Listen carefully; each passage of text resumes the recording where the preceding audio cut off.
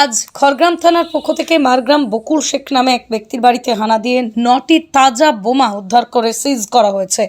উক্ত ব্যক্তিকে বেআইনিভাবে এগুলো মজুত করার কারণে আটক করা হয়েছে এবং শেষেই সব রকম আইনানুগ নিয়ম মেনে বোমাগুলো নিষ্ক্রিয় করা হয়েছে। ধৃতকে আজ 10 দিনের পুলিশ রিমান্ড চেয়ে পাঠানো হয়। কোর্ট 5 দিনের পুলিশ রিমান্ড মঞ্জুর করে। উঠলাম, আমাদের গরু মনে করে লাফা ছিল, আমি উঠলাম, কি হলো তাই বলে উঠে দেখছি তো বাছুরটা ফসে গেছে। যে আমি বাঁধলাম, বাঁধে আমি বাথরুমে ঢুকতে দিয়েছি তো সরু মানে ওইখানে দাঁড়িয়ে আছে, আমাকে দেখে একটু এমনি হয়ে আহত হলো, পালাতে খেড়ে পালা আছে সেখানে আহত হয়ে গেল। আহত হয়ে যাওয়ার পর আমি ভাবলাম, আমি ভেবে আমি বাথরুম থেকে বেরিয়ে আবার আমি যে শুয়ে পড়লাম।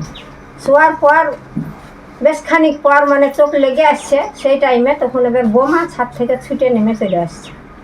নেমে এসে মা মা আব্বা করে ডাকছে। তাই আমি বলছি কী হলো বলে, আমরা দুজনে